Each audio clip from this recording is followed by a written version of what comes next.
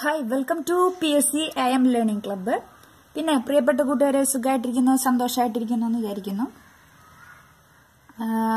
ഇന്ന് നമ്മൾ ഈസ്റ്റേൺ പോർട്ടാണ് അല്ലെ, പൂർവ്വ തീര തുറമുഖങ്ങളാണ് PSC IM നിങ്ങൾക്ക് വേണ്ടിയിട്ട് ചെയ്യുന്നത്. അപ്പോൾ ഇതും ഒരു കഥയോടുകൂടിയിട്ട് നമുക്കത് പഠിക്കാം. അപ്പൊ നമുക്ക് ഒരു ഉദാഹരണത്തിന് ഞാൻ നിങ്ങളോട് ഒരു അർത്ഥം ചോദിക്കുകയാണ്, ഹിന്ദിയിൽ അർത്ഥം ചോദിക്കുകയാണ്.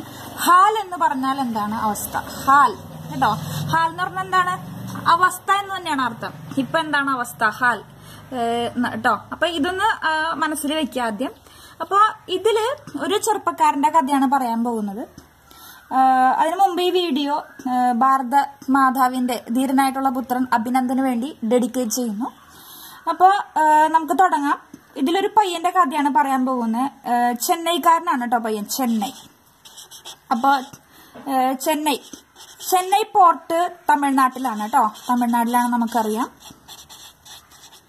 തന്നെ ചെന്നൈക്കാരൻ വിശാഖാണ് കേട്ടോ, വിശാഖിന്റെ കഥയാണ് പറയുന്നത്. ചെന്നൈക്കാരൻ വിശാഖപട്ടണം പോർട്ട് ആന്ധ്രാപ്രദേശിലാണ്.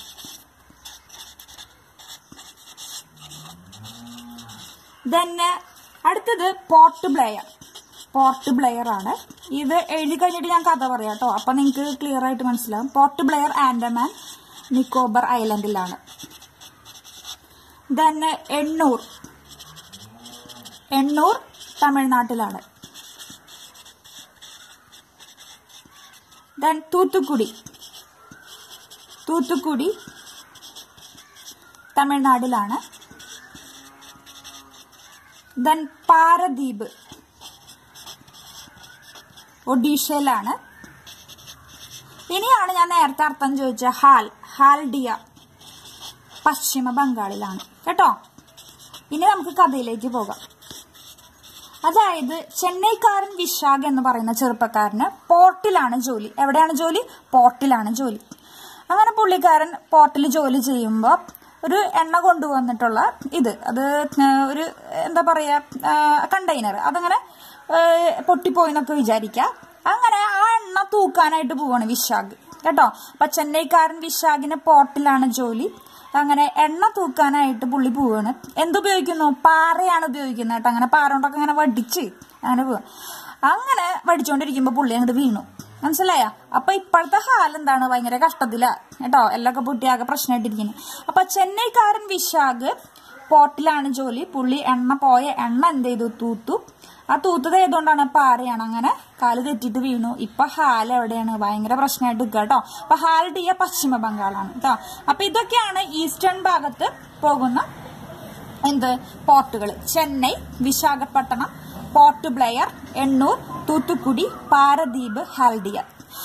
ഇതിപ്പോ നിങ്ങൾക്ക് കോഡുകൾ ഇപ്പൊ ഞാൻ ഇന്നലെ ഒരു വീഡിയോ ഇട്ടിട്ടുണ്ടായിരുന്നു. ഇപ്പൊ എല്ലാ തുറമുഖങ്ങളുടെയും പ്രധാനപ്പെട്ട തുറമുഖങ്ങളുടെ കാര്യങ്ങളൊക്കെ നമുക്കറിയാം.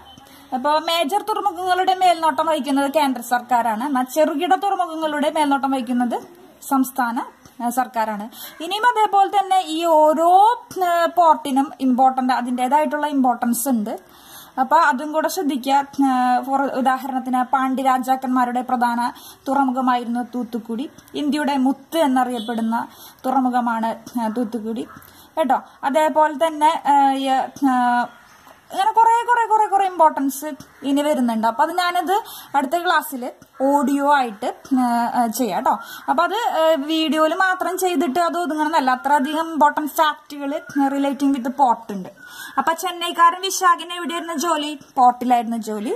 പുള്ളി എണ്ണ തൂക്കാനായിട്ട് പാര ഉപയോഗിച്ചു. അങ്ങനെ എന്ത് ചെയ്തു? കഷ്ടകാലം നേരത്തത് വഴിക്ക് വീണു. ഹാൽ ഇപ്പൊ ഭയങ്കര കഷ്ടത്തിലാണ്, അദ്ദേഹത്തിന്റെ ഹാൽ കേട്ടോ. അപ്പൊ ഇതാണ് പൂർവ്വതീര തുറമുഖങ്ങൾ. ഓക്കെ അല്ലേ?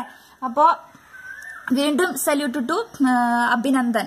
അതേപോലെ തന്നെ ഇനി വരുന്ന ജനറേഷനും അത്രയധികം അഭിമാനത്തോടു കൂടിയിട്ട് അല്ലെങ്കിൽ ധൈര്യത്തോടു കൂടിയിട്ടുള്ള അദ്ദേഹത്തിന്റെ ധൈര്യം തന്നെയാണ് അദ്ദേഹത്തിന്റെ വ്യക്തിത്വമായിട്ട് മാറിയത്. എല്ലാവരും വളരെയധികം ധൈര്യത്തോടു കൂടിയിട്ട് ജീവിക്കട്ടെ. ഇനി വരുന്ന ജനറേഷനും അങ്ങനെ തന്നെ ആവട്ടെ എന്ന് പ്രാർത്ഥിക്കുന്നു. അപ്പോൾ PSC IM ഓക്കെ. അപ്പൊ എല്ലാവരും ലൈക്ക് ചെയ്യുക, ഷെയർ ചെയ്യുക. Thank you.